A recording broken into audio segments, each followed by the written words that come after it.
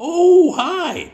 How are you? Nick Digilio here. That's me. It is day 26, October 26th. So that means this is the 26th horror movie that I'm talking about. A horror movie a day for 31 days throughout October. 31 horror movies. Hopefully you've been watching them. If you haven't, there's 25 more of these that you should check out. Scroll down, check them out. Rent 900 horror movies. Stream 800 horror movies a night. We're only a few days away. We're 5 days away from five more days till Halloween. All right. You get the idea. Quickly, plugs. Please donate to patreon.com/NickDShow. You have no idea how much it will help. Seriously. Little as $3 a month you can donate. And I would really appreciate it. It keeps the videos going, the stories going, the podcast going, all the stuff that I do. And if you go to patreon.com/NickDShow, you donate today, become a patron. And you'll get bonus videos that are there right now waiting for you. If you want the inside story of what really happened at WGN, it's there. So patreon.com/NickDShow. Donate today. Also, podcast, I mentioned it.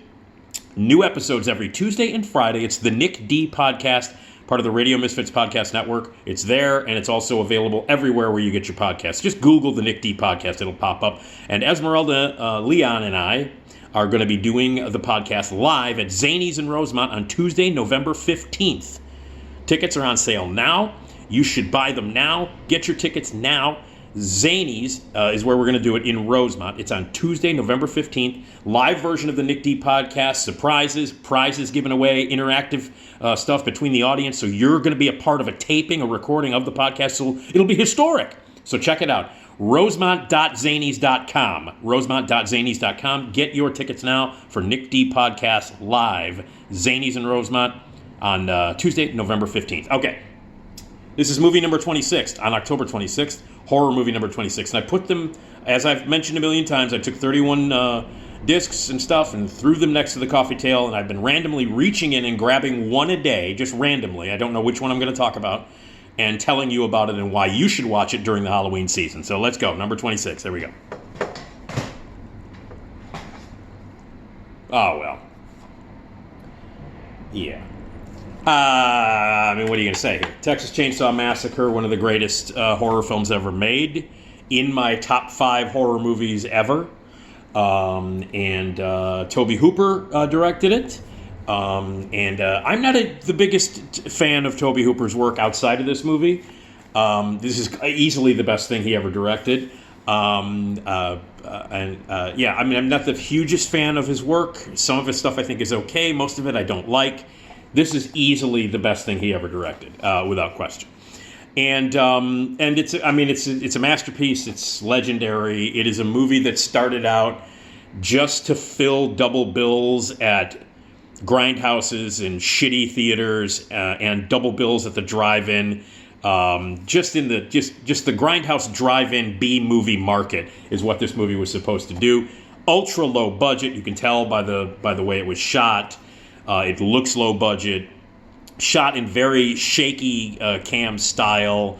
It has a very, very realistic, rustic, almost documentary type feel to it, and some of that has to do with Some of it has to do with how inexperienced Tobe Hooper was as a filmmaker, how he had not much of a crew, and how they were doing it on a shoestring budget quickly, but that adds to the effectiveness of this movie. The fact that it was shot as quickly as it was, and it was made for the minuscule budget that it was made for, and it does look rough and grimy and dirty and all that stuff. It adds a lot to why this movie works so well, why it's so grimy and it feels so authentic and so real, and it adds to how terrifying the movie is.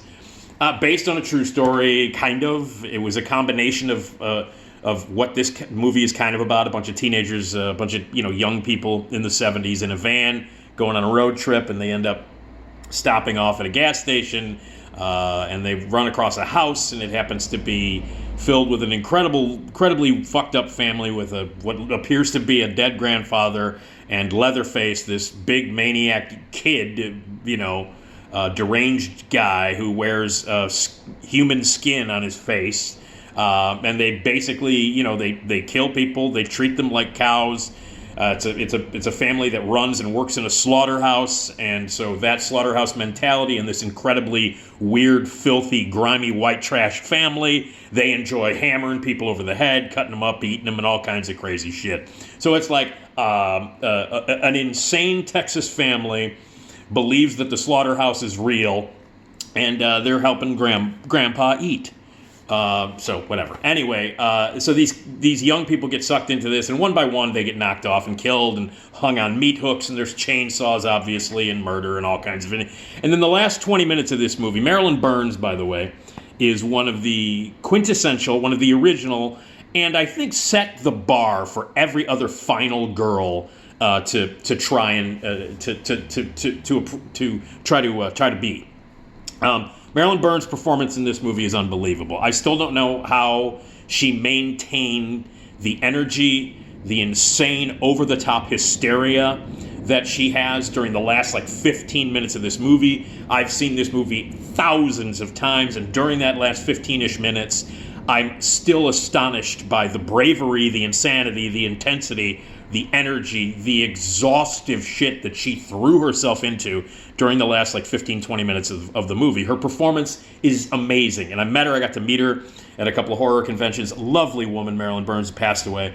And she is the quintessential final girl. I mean, that's a thing. You know what the final girl is. I'm not going to explain it to you. But Marilyn Burns, for my money, is the greatest final girl in the history of horror movies. And it's an incredible performance. You watch it, and when it's all over, you're like, God damn, why? If you're going to give Oscars out for horror movies, Marilyn Burns, I mean, come on. So, and of course, classic Leatherface is a classic character. There's so many classic lines in it and all that stuff. And again, it was a movie that was supposed to just be a B movie. Let's fill some slots at the shitty grindhouse theaters, the rat-infested grindhouse theaters. Let's fill some B movie slots at the drive-in. And then critics got a hold of it.